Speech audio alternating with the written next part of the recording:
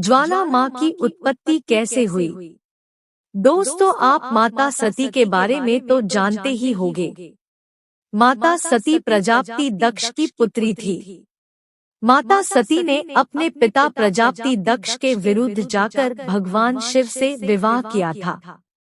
एक बार जब प्रजापति दक्ष ने एक विशाल यज्ञ का आयोजन किया था, तब प्रजापति दक्ष ने शिव और सती को छोड़ समस्त देवी देवताओं को निमंत्रित किया था। भगवान शिव के लाख मना करने के बावजूद भी माता सती यज्ञ में गई। माता सती ने अपने पिता प्रजापति दक्ष से पूछा कि आपने मुझे और भोलेनाथ को यज्ञ में निमंत्रित क्यों नहीं किया। इस पर प्रजापति दक्ष भगवान भोलेनाथ को बहुत अपमानित किए। इस अपमान को माता सह न सकी और वही हवन कुंड में कूदकर जलकर भस्म हो गई। इस बात से भगवान भोलेनाथ बहुत क्रोधित हुए। वो माता सती के शव को लेकर तांडव कर रहे थे। इस पर सभी देवता बहुत भयभीत हो गए और भगवान विष्णु के पास गए। तब भगवान विष्णु ने अपने सुदर्शन चक्र से माता सती के शरीर के टुकड़े टुकड़े कर दिए। जिस जिस स्थान पर माता सती का अंग गिरा है, वो शक्तिपीठ कहलाया। कुल 51 शक्तिपीठ है। ज्वाला माँ का मंदिर जहाँ पर है, वहाँ पर माता सती की जिह्वा कटकर गिरी थी। इस मंदिर में प्राकृतिक रूप से 9 ज्वालाएं जलती है। ये हमेशा जलती रहती है। ध्यानु भगत की कहानी। ध्यानु भगत का जन्म एक छोटे से गांव में हुआ था। इनके जन्म के पश्चात ही इनके माता पिता की मृत्यु हो गई। सभी गांव वाले इन्हें मनहूस कहते थे। कोई भी बच्चा इनके साथ नहीं खेलता था। ध्यानु भगत का लालन पालन मंदिर के एक पुजारी ने किया। एक दिन वह रोते रोते पुजारी के पास पहुँचे तो पुजारी ने कारण पूछा तो उन्होंने बताया कि सभी लोग उन्हें मनहूस कहते हैं।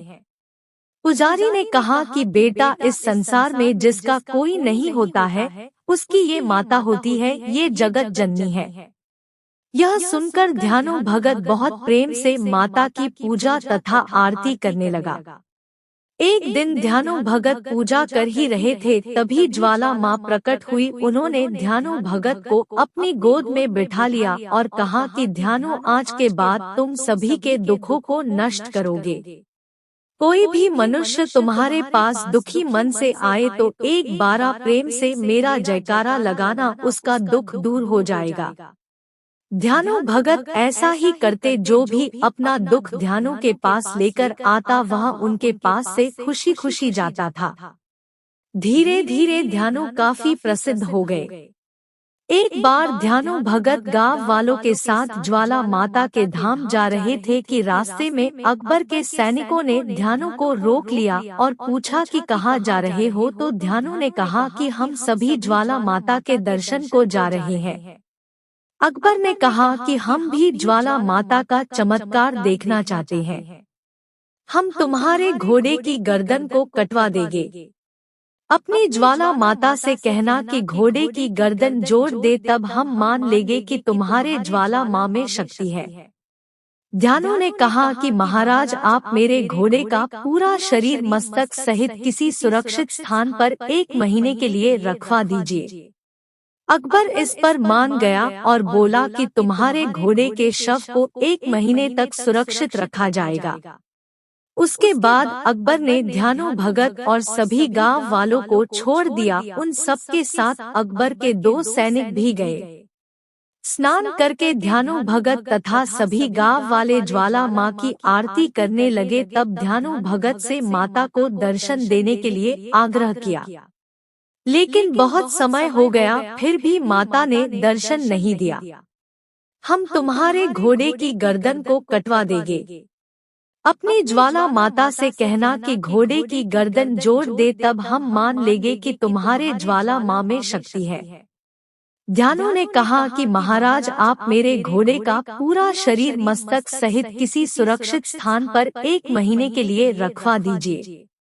अकबर इस पर मान गया और बोला कि तुम्हारे घोड़े के शव को 1 महीने तक सुरक्षित रखा जाएगा।